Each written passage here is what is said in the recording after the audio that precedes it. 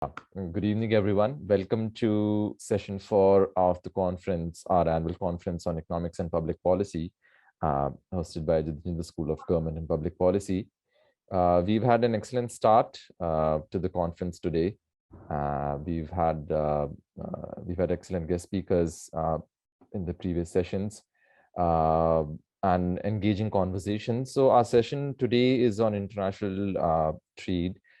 We have interesting papers lined up today.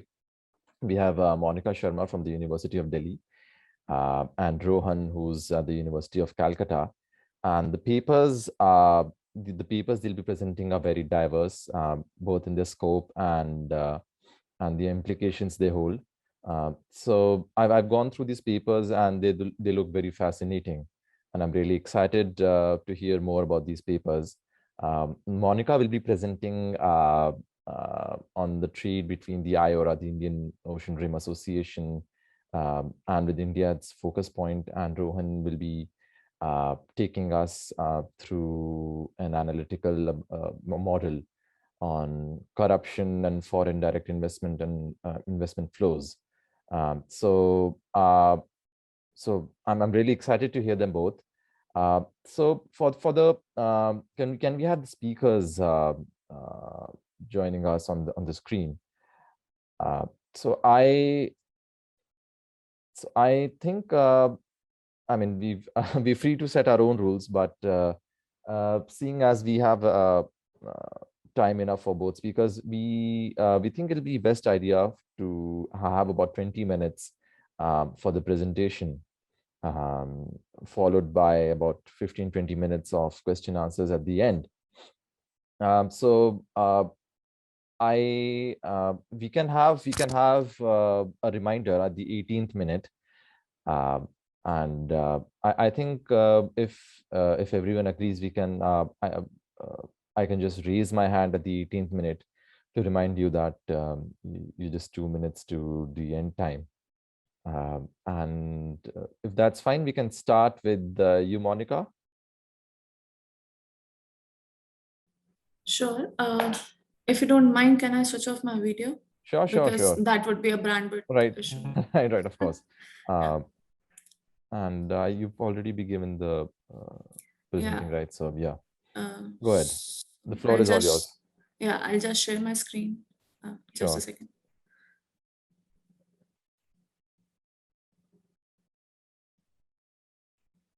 I think it's been disabled. Okay.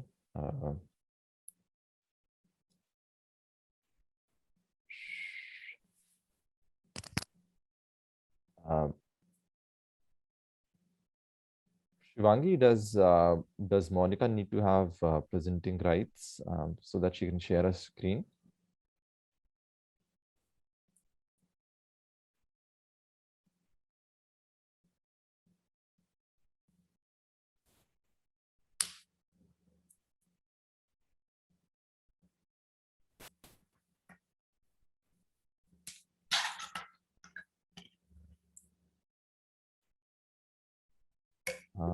Monica, are you able to present your screen?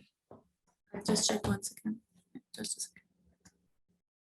second. No, it's been disabled. Okay. Give me a minute. I think the host needs to give me the rights. Okay. Ajay ji should be in the meeting with us. Ajay ji, just give me a minute. Yeah, sure. Ajay, hi, can you hear us?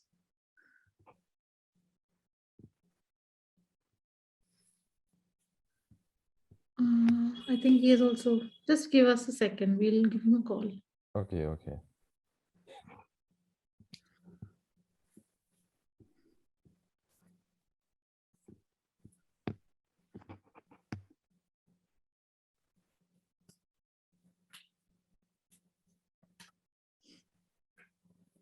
I think he should have. Manas, you can't do it from your end, no? Can you give her the presentation control? I'm checking the options, but I don't think I You don't have it. Yeah, I don't think I can. Yeah, because earlier, let me just try AV. Uh,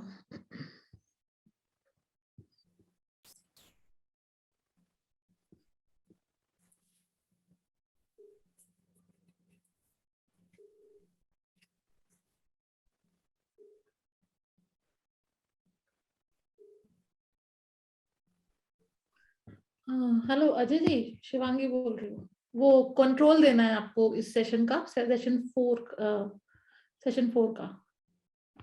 Monika Sharma and Rohan कांति खान। हाँ, तो वो को host नहीं बना है आपने शायद। हाँ हाँ, बनवा दीजिए, थैंक यू जी। हाँ, मोनिका को मिल गया। Monica, see if you have already, I think you can now share. Yeah, I can. And Rohan Kanti Khan, please. Okay, Monica, but you can go ahead. You can start your presentation. Sure. Is the screen visible? Yes, it is. Okay. So good evening, everyone. The title of my paper is Examining India's Trade Strategy with IORA. So let's first look at what's IORA. IORA is Indian Ocean Rim Association, and it was formed in 1997, and it's a region based on it's a highly diverse region, and it can be further subcategorized into these 4 regional sub-regional groupings: Africa, East Asia and Pacific, Middle East and South Asia. And these are highly diverse in terms of its area, population, income. And we have the low income countries, high income countries, lower middle and upper middle income countries. South Asia being one of the area that has like in the region has more equity, as in all these region have all the regions are middle income countries, in contrast to the other regions which has all lower middle and high income countries. India among the region has highest GDP, and Comoros has the lowest. Next being, let's look at why we are considering Indian Ocean. As per a famous saying by Alfred Theodor Mahan, whoever controls Indian Ocean would dominate Asia. So not just this, Indian Ocean has significance in terms of its trade routes, its environmental significance, its geostrategic significance. Indian Ocean provides a major sea route connecting Middle East, Africa, and East Asia with Europe and America, and it carries around half of the world's container ship, 1/3 of the world's bulk cargo traffic, 2/3 of the oil shipment. It hosts around 23 of the world's top 100 container ports. All this signifying that Indian Ocean is an important lifeline to international trade and transport. Not just this, it has large reserves of hydrocarbon, and also it has around like 40% of the world's offshore oil production, which comes from the area. It also has mineral-rich beach sands. As per UNEP, the ecosystem services in just the Western Indian Ocean were valued at around USD 25 billion. It was as per UNEP 2015. Also, it's a home to around 2.7 billion people. The combined GDP of IORA amounts to around 10% of the global GDP in 2019, out of which East Asia and Pacific amount for 4.4%, whereas South Asia accounts for 3.6%. Again, focusing on the significance the region holds in terms of its economic importance. It's also an indispensable sea route. It has some of the major choke points like Strait of Hormuz, which is located in Middle East. Also Bab el Mandeb, which is on the east coast of Africa. Then there is Strait of Malacca, which is near Indonesia. And all these are of high strategic significance because they have high trade volumes that are passing through these areas. And also because of the disaster, the conspiracy or the piracy that's being present in this area. And also the region has an important aspect with respect to the security dynamics, because many regional and external powers are trying to gain control over the region. So there are many issues, security issues like maritime security, human security, environmental security that are of high importance in the area. One of the global powers that are trying to gain hold of the region is China. And it's as per a famous string of pearl hypothesis by Booz Allen Hamilton. It's China has been investing in the seaport in these areas to safeguard its energy interest, and also it's investing in these areas to gain autonomy over the weaker countries in this region. Thus, again highlighting why India needs to focus on this area, and also the significance the area holds, not just for India but globally. So, with respect to the economic importance the region has for India, we can see that India is the fourth largest importer of liquefied natural gas, out of which around 45% is coming by Indian Ocean. Also, India's sea dependence for oil is around 93%, and its maritime exports grew by 55%.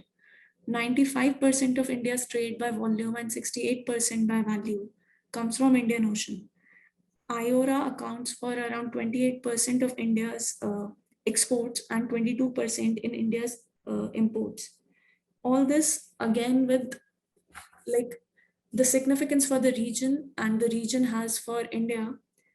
This study or this paper tries to investigate or study the trade trends that India has with IORA region at both aggregate and product level, and also see if the explore the trade structure between these two, and investigate if there exists any trade potential of for India in the region. So let's look at the literature. The studies within Indian Ocean region are mostly explanatory and descriptive, and they can be divided along these three lines, which are geopolitical or geostrategic risk, blue economy, and regional cooperation. But because of the time, I think I'll focus mostly on the literature that's focusing on the trade aspect.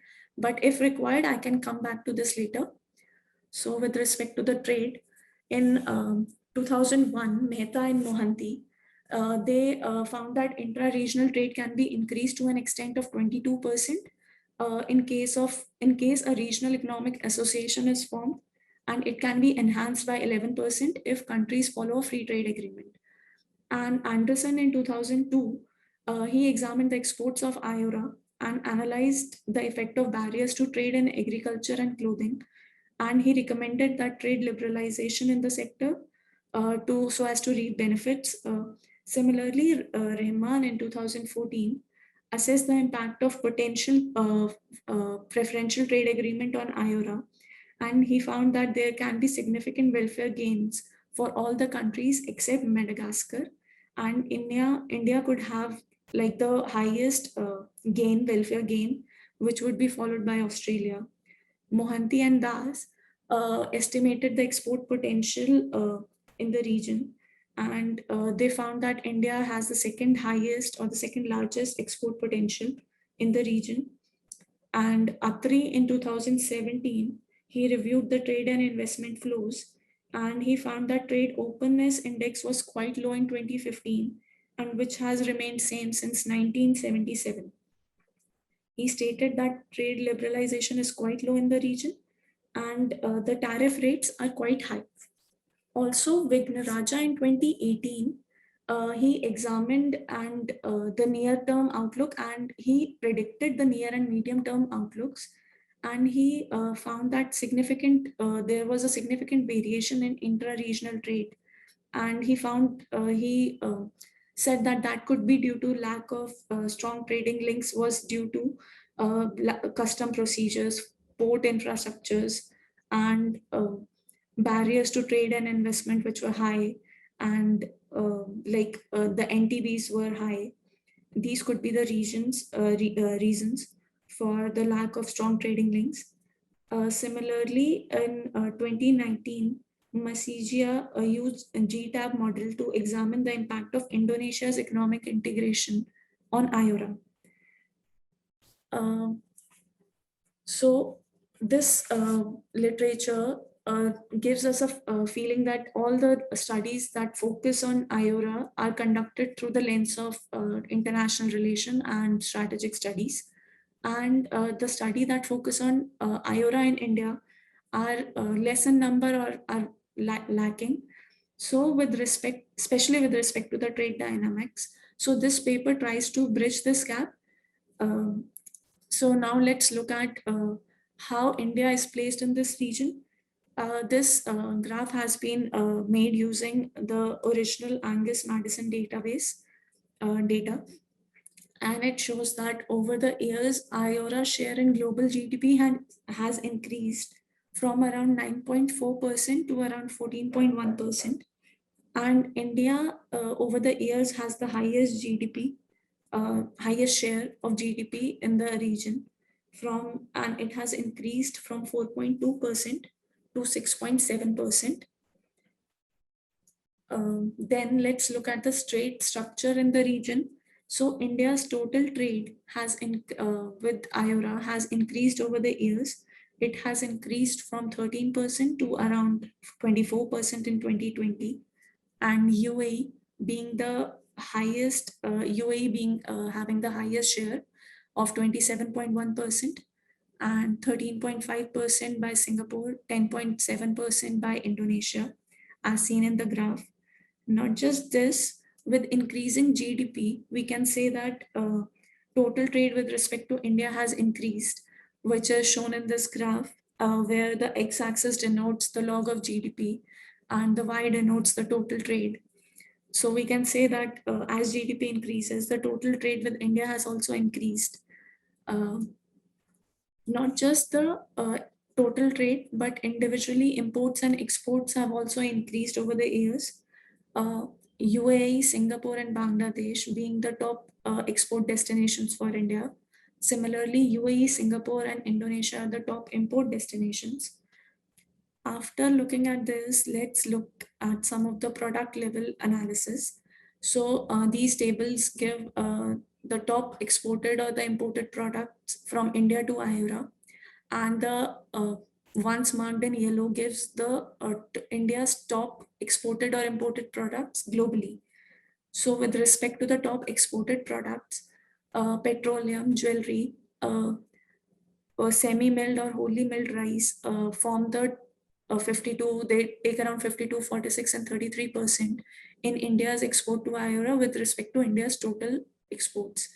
And Singapore being accounting for around 28% of this. But one thing to note is that the flocking dock and vessels, which India exports around 99% of its product to IORA, signifying the importance of the region in India's trade. Similarly, the right-hand side table gives the top imported products. And here also, crude palm oil is of importance for us because India imports its crude palm oil and all of its import come from IORA as a region, and Indonesia being the favored import destination for India, accounting for around 63%. So again, highlighting how IORA as a region is important for India. So this table now gives a look at the top 15 products that are exported or imported globally for the respective countries. And these have been made using data from WITS at HS 6-digit level from 2012 classification. And the red color here signifies that the top import sectors, which are matched with India's top export sectors, again telling that India has a potential in this region, and these are the sectors which it can explore. Like for Australia, fuel, transport, chemicals, mostly all of its top import sectors are India's top export sectors. So this table gives around a classification or gives a potential or justifies that India does have a potential in this area. Now just to state the same thing with a higher degree of precision, we have used some indices like revealed comparative advantage index and trade complementarity index, and also the gravity estimation for the same. Now first, let's look at the revealed comparative advantage index. It gives or identifies the sector that we have a comparative advantage in, and how competitive the sector is in nation's export in comparison to its share in the world trade. But revealed comparative advantage index is asymmetrical. So instead of RCA, we have used normalized version of it. And so one with a value greater than 0 denotes that we have a comparative advantage, and less than 0 denotes that we have a comparative disadvantage in the sector. So for India, textile and clothing had a relatively highest RCA, whereas the wood sector had the lowest RCA, meaning we have an advantage in textile and clothing and disadvantage in wood sector. So with respect to textile and clothing, there were 12 countries in IORA that had a disadvantage in the sector, and India could explore these countries to export textile and clothing and gain benefit out of it. Similarly, India had a negative RCA in wood sector, and Indonesia and South Africa, on the other hand, had a positive or a comparative advantage, and India could import these products from these countries. With respect to trade complementarity index, trade complementarity index helps us to find the natural trading partner for a country. It gives a measure if like two states are trading, if one's export matches the other's imports. So it ranges between 0 and 100. The value ranges between 0 and 100, and 0 meaning that there's no correspondence between the exports and imports, whereas 100 meaning there's a perfect match between the export import basket. So with respect to our analysis, there's no perfect match, but there has been a partial match between India's export and IORA's import, especially with countries like Bangladesh, Indonesia, Kenya, Madagascar, Mauritius, Sri Lanka. So these two indices shows us that there exists a trade potential in the region, which is also studied using gravity estimation. So we have estimated this equation, but prior to this, let me tell you which all data was used. Data for 1988 to 2019 has been used for IORA countries, and it has been taken, like the export data has been taken from WITS at HS 1988 or 92 classification. GDP and GDP per capita has been taken from WDI. The bilateral tariff data has been taken from trains, and the capital stock per worker has been taken from Penn World tables, and the other standard sources have been taken from CEPI, and the RTA data has been taken from WTO's Regional Trade Agreement Information System portal. Also, the remoteness index has been calculated using these data. A gravity model has several estimation issues like multilateral resistance term, heterogeneity, and zero trade flows, but which were taken care using the PPML model, which is the Poisson pseudo maximum likelihood model. Because it's in the multiplicative form, it takes care of these issues. And we have estimated this equation as depicted on the slide. But before that, just to give a brief overview, the data showed that was consistent with the gravity literature and showed that exports are directly linked to or are positively related to GDP of the exporter as well as importer, and were negatively and significantly related to the distance, which was consistent with our literature. And the similar thing has been depicted through these graphs. And let's look at the estimation result. So even though our estimation results are in line with the gravity literature, which says that it's like the last two slides are left, finishing in 2 minutes. So it also tells that we have a distance has been negatively related, and GDP of both the countries, exporter and importer, are positively related. And tariff has a negative effect as expected, and RTA has a positive effect as expected. Also, we estimated the export potential and we predicted the exports and then took the difference from the actual value. And the positive value where showed that there's a future possibility of trade, and a negative would show a trade already exceeded its potential.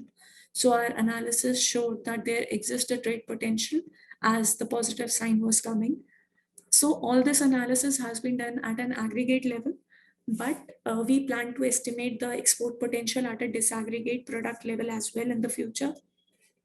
So as to conclude, IORA is important for India because some of the products that are just exported, 100% exported or imported only from IORA. Similarly, India has a comparative advantage in various sectors like textile clothing, which accounts for around 11% of India's total exports, stone and glass, which accounts for 10%, similarly, vegetable chemicals accounting for 17%. Similarly, India has comparative disadvantage in the following sectors like wood, machinery, and electricals, transport, plastic, and rubber, where other IORA member countries have an advantage in. Similarly, with respect to the trade complementarity index, the higher value with respect to these countries as mentioned show that India's export can meet these countries' import. Also, the gravity estimation result also show that there's an export potential for India in IORA region. All this shows that India needs to focus on IORA as a trade partner, which is also in line with IORA's priority area of trade facilitation, being one of its 6 priority areas. So that's for me. Thank you. Thank you, Monica. Thank you. Thank you so much. So yeah, that was an interesting presentation on the potential of trade with IORA. Since we started a bit late, I shall invite Rohan without further ado to go forward. The floor is yours, Rohan. Am I audible properly? Yes, you are. Yeah, Go ahead.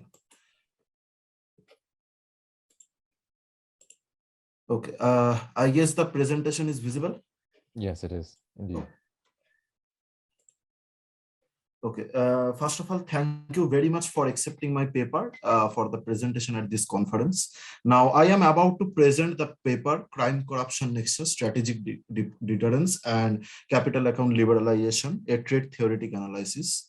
The other co-authors of this paper are Professor Ranjanendra Narayan Nag of Department of Economics, St. Xavier's College, Kolkata. And after that, in the recent days, the Sushovan Mahata also added as a co-author of this paper. He is a research scholar at the Department of Economics, University of Calcutta. So let me begin my presentation. Let me off the video so that there will be no further interruptions. Okay, so in the backdrop of globalization, the nature of organized crime and corruption are changing to adapt new circumstances to amass illicit profit and market power. Given this nexus between crime and corruption, there exists a skeptic's view that the positive gains of globalization may be dominated by its negative effect in terms of accentuating crime. Now, to motivate our study, I just want to show you some newspaper reports that basically define the different natures of crime corruption nexus. So first, we defined a localized form of crime corruption nexus, like the illegal sand mining in the Tamil Nadu state or the coal mafia in West Bengal. So if I give you a simple brief example, so the majority of the coal extraction are basically controlled by the public sector in India. So around 75% of this coal production coming from the Coal India, which is a public sector unit. And in the region of West Bengal and Jharkhand, in these coal belts, there are many groups or many criminal groups who are involved in the plundering of the output of the public sector or the coal extracted by the public sector and sell into an illegal market. So this is a kind of localized form of crime corruption that is also evident in the sand mining in the Tamil Nadu state, or land. Also, we can see land mafia in West Bengal and Uttar Pradesh in different as different examples. So I suggest to go through the book of White 2019 that basically presented a detailed case studies of different form of crime in India. So first of all, we offer a theoretical model that captures this form of localized form of crime corruption. And the second form of crime corruption nexus can be seen in the corporate level. So basically, the industrial cronyism and corruption, this is evident in the developing countries like India. So there exists a network for connivance between the political entity, the criminals, and the corporate lobbies to deter the entry of the new potential entrant. So in the second part of our analysis, we deal with this aspect of corporate crime and corruption. Now, there are the study of crime, corruption, and political nexus in natural resources in different countries are very well documented in many scholarly works that are represented here, like Dutt 2005-7-14, Madhavan 2019, and White 2019 among them, are among many. So, to best of our knowledge, the majority of the theoretical works are either partial equilibrium analysis or general equilibrium analysis, dealing with only one aspect of either crime or corruption in isolation from each other. So against this backdrop, we want to analyze the following research questions: that how the crime corruption nexus originates in different forms, what economic factors causes emergence of criminals in a society, and whether the foreign capital inflow acts as a panacea to curb corruption and crime endogenously, or rather help augment this nexus. Now, so far, there are many scholarly works that analyze the impact of crime and corruption on FDI inflow. On the other hand, my work or our work focus on the effect of FDI on the foreign capital on the crime corruption nexus. Now, we basically consider two different analytical structures that are pertaining to crime corruption nexus, which we developed here, and where the existence of organized crime sector becomes necessary to sustain corruption. And that leads to the formation of the nexus between these two illegal activities. So the first structure deals with a localized form of crime corruption nexus in the presence of a public sector in a mixed economy that has a natural monopoly over the exhaustible natural resources. And the second analytical structure examines how a corporate firm in a completely privatized economy can employ corruption as a means to strategically deter the entry of other firms in the industry. And that leads to the generation of monopoly rent, going to an increase in the market power of the incumbent firm. So first, let us deal with the public sector and localized crime corruption nexus. So this is the representative developing economy, where the sector one is the agriculture sector that produces its output with the help of labor, capital, and land. The second sector is the public sector, that is sector G, that is basically engaged in the extraction of the natural resources with labor, capital, and land as inputs. And the third sector, that is the manufacturing sector, sector 2, is producing its output with labor and capital. And with that, it also uses the extracted natural resources by public sector as an input in the production process. But the public sector can't meet the full demand of this sector. So one part of this also imported from the other countries. Now, the operation of the illegal sector of the economy that exists parallelly alongside the three other legal sectors. So all the transaction in the sector C, that is all the transaction that is carried out in this sector C are legally prohibited and officially remain unaccounted. Now, this sector employs Z number of criminals that plunder the output produced in the public sector with the help of capital that is borrowed from some illegal sources at a high interest rate, that is G, and the corruption or bribing. So here it is indispensable to distinguish between the informal economy and the illegal sector.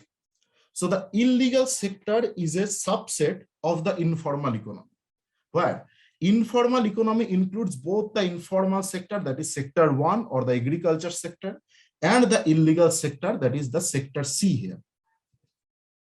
Now the individual has two choices, either to join in the usual labor market to produce legal commodities, or to engage in the illegal activities as a criminal in the sector C. Now if the individual joins in the legal commodity producing sectors, so as a labor, so he can get the or the individual can get formal earnings in the sector 2 and sector G, and this is the expected income in the formal sector. And in the agriculture sector, it can earn, the expected earning will be W into L1X1 by L bar minus Z. So this is the expected income in the agriculture sector. Now, if the individual joins in the sector C as criminals, then this is the earning and this is the punishment, where the capital phi is the probability of getting caught and punished.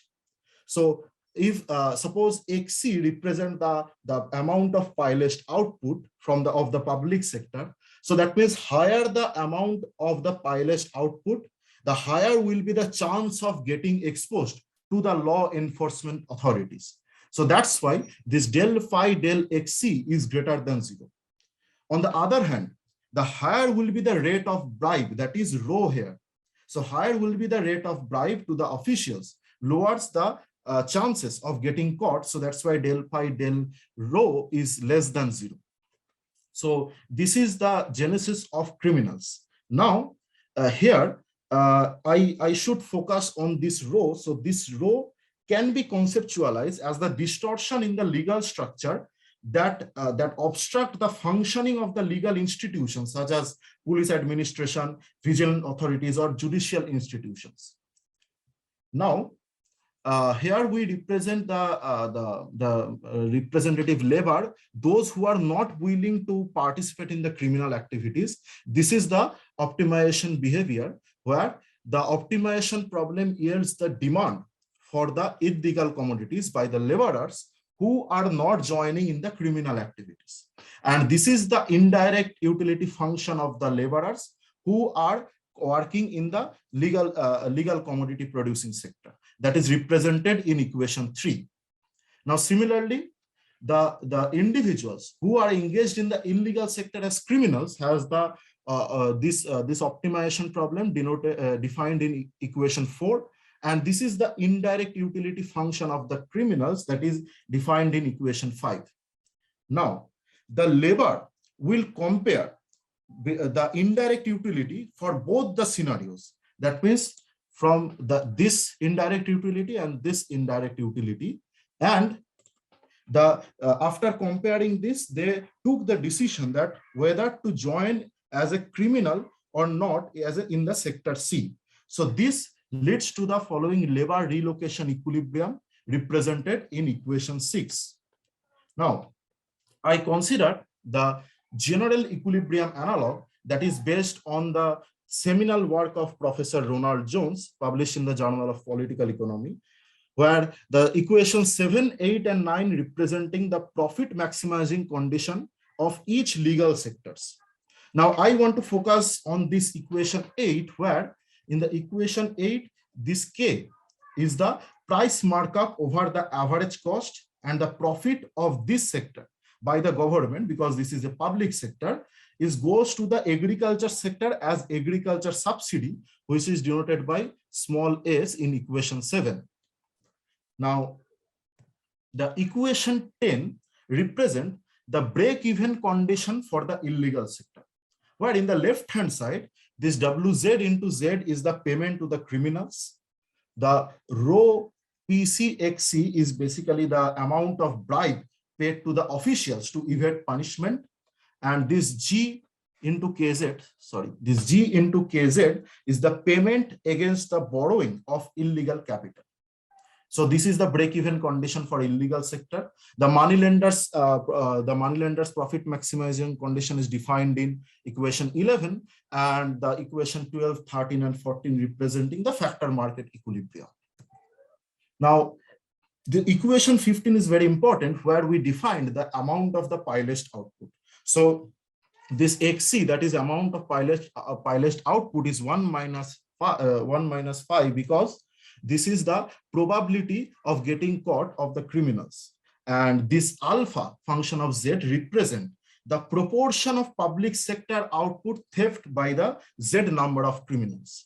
So if suppose the number of criminals increases in the economy, then the proportion of the public sector output, that is theft, also increases. So alpha prime Z will be greater than 0. And suppose if we think about a situation where suppose there are no criminals, so then there will be no amount of pilot output. So this XC will be equals to 0. And the equation 16 representing the market clearing condition for this illegal sector or sector C. The equilibrium for the public sector represented in equation 17, and the government balanced budget condition, that is the government profit that is goes to the agriculture sector as subsidy. So this equality represented in equation 18. Now, what we found is that in the presence of this crime corruption nexus, an inflow on foreign capital may lead to the expansion of the public sector and also the manufacturing sector. But what is important here is that that results a reduction in the degree of monopoly power of the public sector. And what we found that this also leads to the expansion of the size of the black economy. It accentuates the number of criminals and increases the level of corruption. So this is our first model. The second model deals with the corporate corruption and crime. Now, unlike the basic model, the natural resource-based industry here, that is sector M, is a privately owned sector that produces a non-traded final commodity using the intermediate input, that is coal or iron ore, etc., at zero marginal cost, which is owned by itself. And the non-traded final commodity of this sector, that is sector M, is consumed by both the unskilled laborers and the criminals. Now, here in this situation, each individuals maximizing their respective utility in a two-step procedure. Now, in the first step, the representative individual chooses the demand for sector M output to maximize the utility represented in equation 19. Now, for a given level of income. Now, once we obtain the demand for the sector M output, that is XM here, that is represented in equation 21, we can derive what is the leftover income, that is denoted by Q here, that is in equation 22. And then with this leftover income, in the next step, the individuals chooses the demand for X1 and X2 by maximizing the sub-utility represented in equation 23. And that the demand for X1 and X2 are derived in equation 24 and 25 respectively. Now, as in the earlier model, here we also reach to the labor relocation equilibrium that is represented in equation 26. This is the labor relocation equilibrium. Now, in the industry M, two firms are competing with each other for the market share. So let us consider the first, the firm 1M, that is the incumbent firm, and there is another firm that is the potential entrant, that is the firm 2M. Now, the incumbent firm bribed the political entity to deter the entry of the potential entrant. And this is defined by this three-stage model, where in stage 1, the incumbent firm, that is firm 1M, chooses the level of bribe, that is delta, or we can refer to as a cut money per unit of output that is paid to the political entity. Now, in the second stage, the potential entrant firm 2M decide whether to enter the market, okay, or not. So if it does, suppose if it does, it has to pay an aggregate entry cost that is denoted by capital F here, where it has two components. One is the fixed entry cost, that is the var theta here. So this is the fixed entry cost. Another is the cut money that it has to pay. And additionally, if the firm enters the market, then it also faces the damage due to the criminals, which increase its damage cost. That means the criminals that is employed that can damage the assets of this firm if this firm enter into the market. And in the stage 3, suppose given this condition, if the firm 2M enters the market, then the incumbent firm becomes the Stackelberg leader and the entrant firm becomes the follower here, and both plays the Stackelberg game. And if the firm 2M doesn't enter, then the firm 1M acts as a monopolist within this sector, that is the sector M.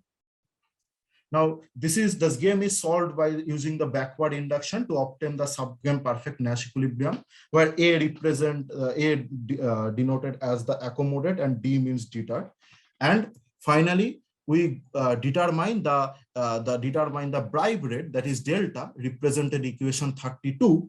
And by the determination of this delta, the firm 1M, that is the incumbent firm, becomes the monopoly in this sector, that is the sector M. Now, here we consider as analogous to the previous model. Here we consider the general equilibrium analog, and the equation 35, 36, 37, and 41 are modified here. Now, I want to focus specifically on equation 37, which is the break-even condition for the illegal sector, where WZ into Z representing the cost of hiring criminals. The G into KZ into Z is the cost of borrowing illegal capital. And this delta XM is the illegal donation that is used for financing the expenditure in the criminal sector. Now, what we found is that in this setup, where we consider a fully privatized economy, which is distorted with the presence of crime corruption nexus, an inflow of foreign capital may lead to the expansion of the corporate sector, and it also increases the degree of its market power. And there will be contraction of the agriculture sector, but what is important here is that it inflates the rate of bribe and corruption. However, we can't comment on the number of criminals. It remains ambiguous, and it hinges on the income effect in the legal production sector and in the criminal sector.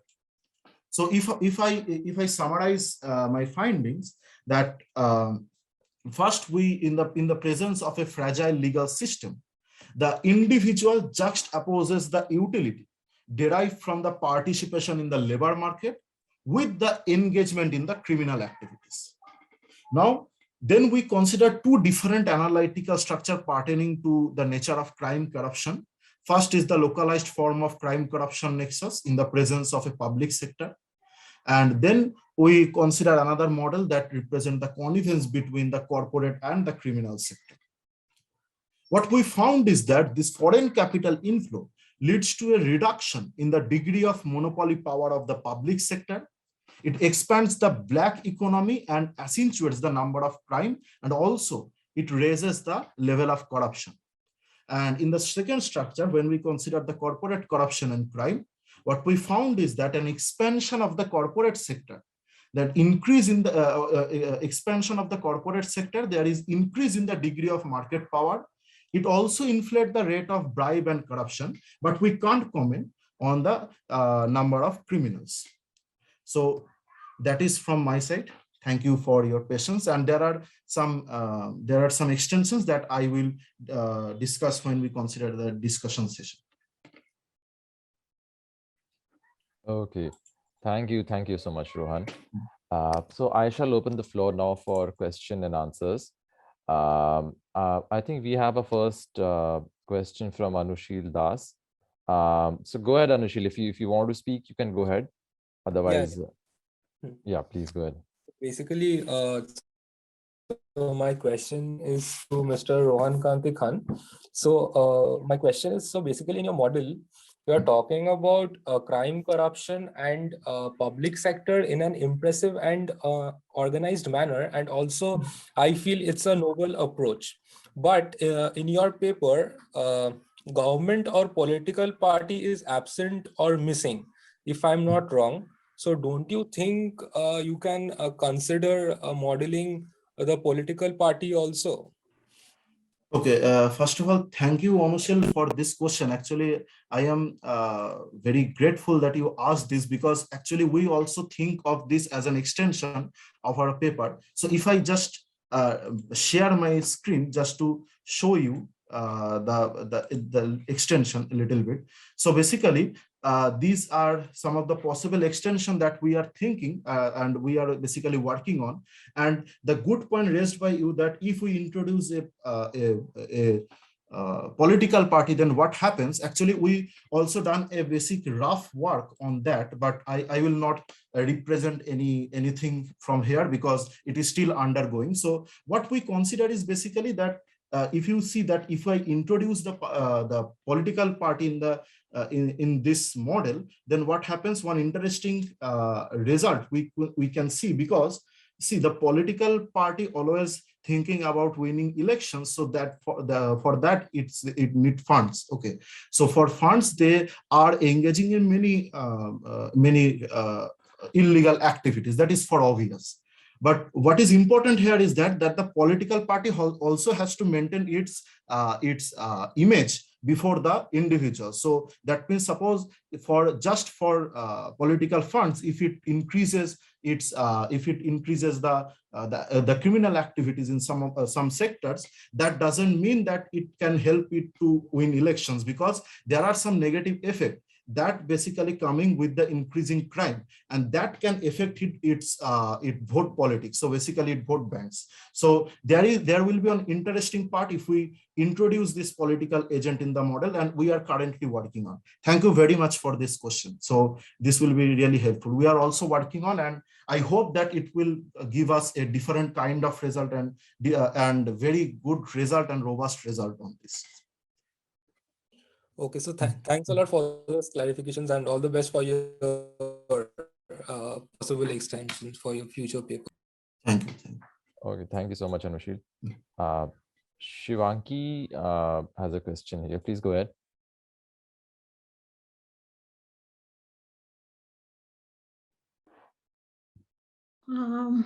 Right. Hi, Rohan. Hi. Thank you for your presentation. So I just had one, I had a question in terms of, the way you're modeling corruption, because like, because like there are always two sides of this coin, or two sides to a coin. So corruption is something something very similar, in the sense that there is a demand for corruption and there is a supply of corruption, which is normally in literature, you take it in terms of bribe versus extortion. So when somebody is extorting bribe from you, or extorting money from you, it's kind of a demand for bribe. And when somebody is bribing, it's actually offering to pay to offering you money to get something done. It's actually kind of like a supply side of this of corruption. So to come to my point, which is that bribe very often is undertaken as a kind of a commodity. If you think about it, there is a partial equilibrium analysis that is possible for bribe as a good.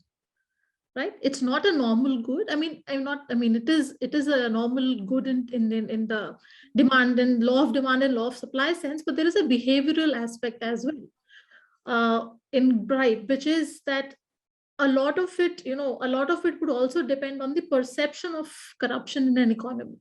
If you perceive the economy is corrupt, your variables, or you can say indirect utility functions, they will all vary accordingly. So there is a behavioral or there is a perception index as well.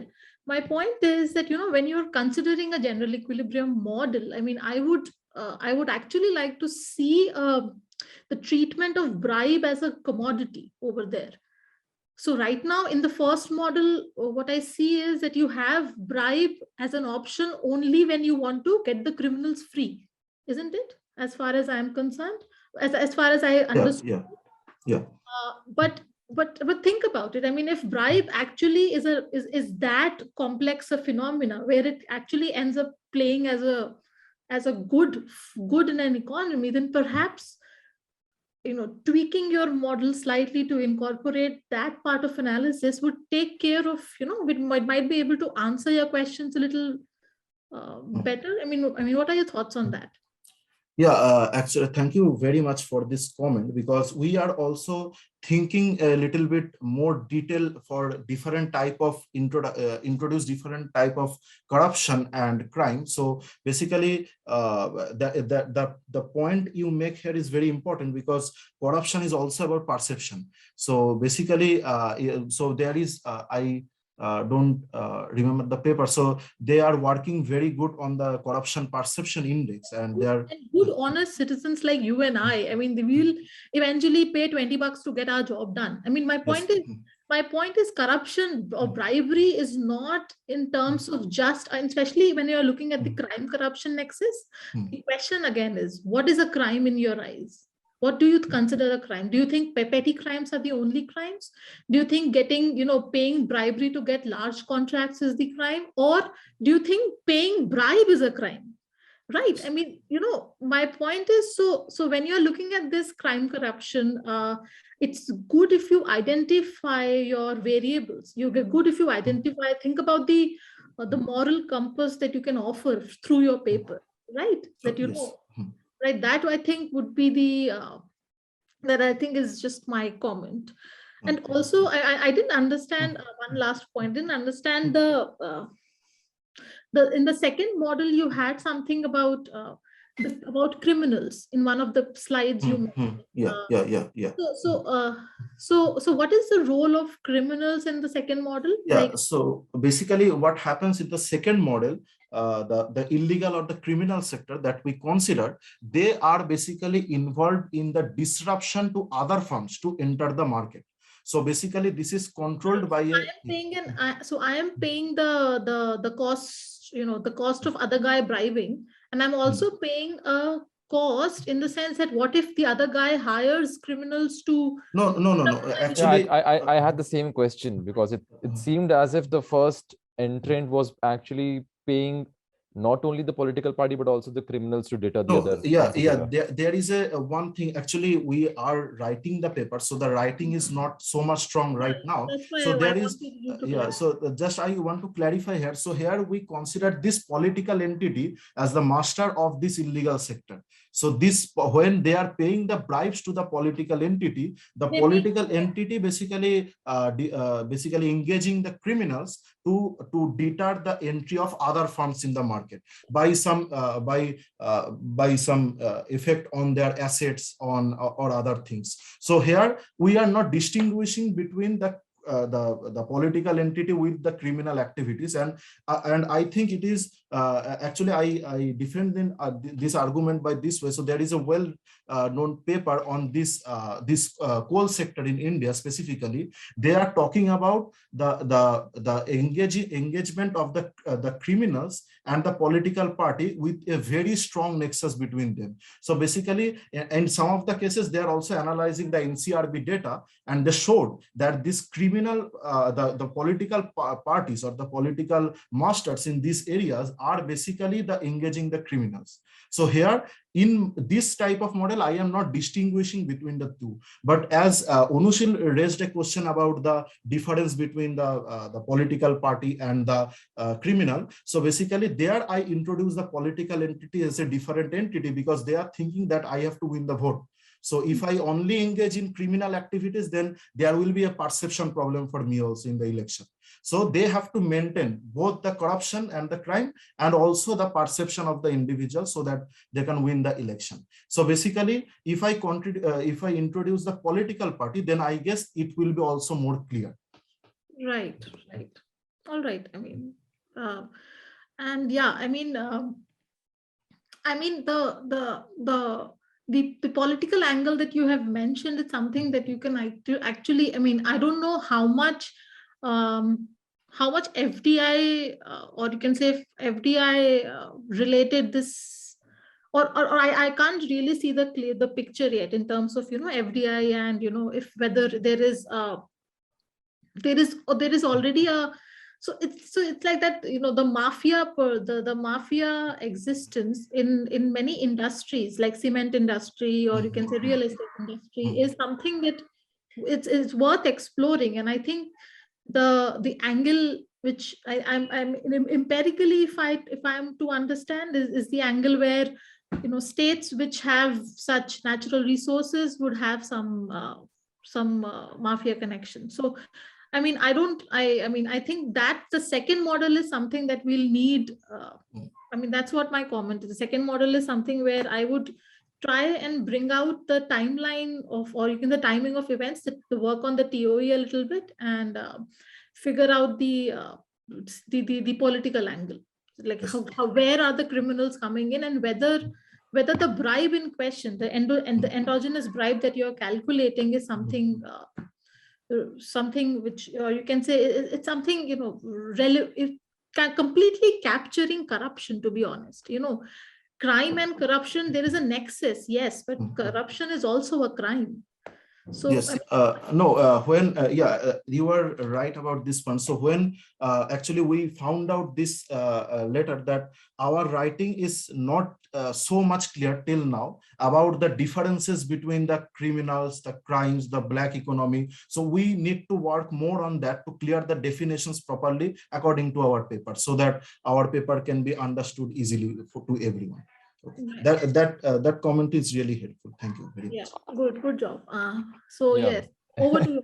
That's it. Yeah, no, that was an engaging discussion. So I had similar concerns, which similar to what Shivangi raised, as to the characterization of crime, corruption, and on also how FDI played a role. But as you rightly admitted, that characterization is a bit weak right now. So that is something that you said that you'll be working on in the future. I think we have exceeded our time, but that's fine because we have some space before the next session. So Anushil has a question, and I think I can make it the last question. Yeah, go ahead, Anushil. Yeah, so my question is to Mr. Rohan. So basically, what do you think or expect about the level of corruption in a democratic versus non-democratic countries? And also, can you point out the departures from the existing theoretical general equilibrium literature on this issue? So basically, the first, if I comment on the first part, that is the democratic and non-democratic part. So basically, this is kind of extension that we considered. So right now, I can't comment about that, but we actually think that to differentiate between the two. And I would request Sushovan, if you have anything in mind, you can say about this. Are you there, Sushovan? Yeah, I am there. Rohan has already mentioned that in electoral politics, what happens is, to win the re-election bid, the political parties engages in various kind of take and give policy that are actually out of domain of the formal space. Right. That is accepting donation from the corporate sector in exchange of giving them some benefits. So that is also one kind of corruption. Now, why this takes place? Because political party has to win the re-election bid. Now, if there is no election, then this incentive is not there. So of course, that democracy incentivizes corruption in some form or the other. And for a non-democratic, I think the nature of corruption will be different altogether. So that's my response. And regarding the definition of crime and corruption, that other Professor Manas and other participants will also question that the definition of crime and corruption is actually very broad and very open to interpretation. That is how I am perceiving corruption, and how you are perceiving corruption, that is very different. And how law perceives corruption, right? Because law defines corruption in some way, and in that sense, what the law does not define is corruption, or what the law does not define is not a corruption. So that is a very confusing phenomenon, right? And similarly for crime, what is crime and what is not a crime, that is also open to interpretations, and it's very subjective definition actually. So this to provide a concise definition is really very difficult and tough for this kind of issues. Yeah, that's my response. And I just want to respond the second question that we are talking about the existing literatures, I guess. So the existing literatures in the specifically in the general equilibrium setup, if you see corruption and crime, they are just only talking about crime and corruption very loosely. Okay, just any. So you can think that so they are basically considering corruption as just of the effect of tariff. So this is not the case. So they are not dealing with the corruption in detail, and also that if you say crime, that one paper, I forgot the name of the paper, they are dealing with crime, but just only in the local level and not properly defined that what are the cases where they are dealing with crime and corruption. So that's my response about the theoretical models. Okay. Thank you, Mr. Mahato and Mr. Khan, for those insights. Thank you so much. So we've officially run out of time. I thank all the participants for their excellent presentations, and as diverse as they were. So Monica looked at the significance of the IORA region, and that is also something that should be becoming a part of the policy dialogue sooner than later, as India looks to expand its GDP and also the possibilities of its export and the implication that it has for income levels. And Rohan then looked at a theoretical model for crime, corruption, and FDI flows. So yeah, that I think brings us to an end of this session. We've exceeded our time, but that's fine because we started a bit late. So I don't think we'll be able to take any more questions, but those in attendance are free to contact the presenters if they have any doubts or questions. But thank you all, and we have one more session lined up for this evening. We actually have two. Two more sessions lined up for this evening. Yeah, we're going to be busy. We have. I'll take over, Manas.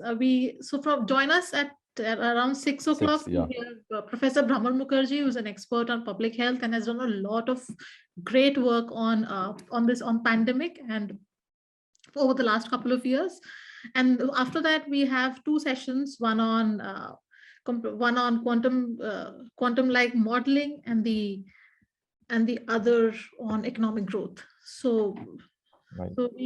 So we'll start, and we'll meet again at around 6.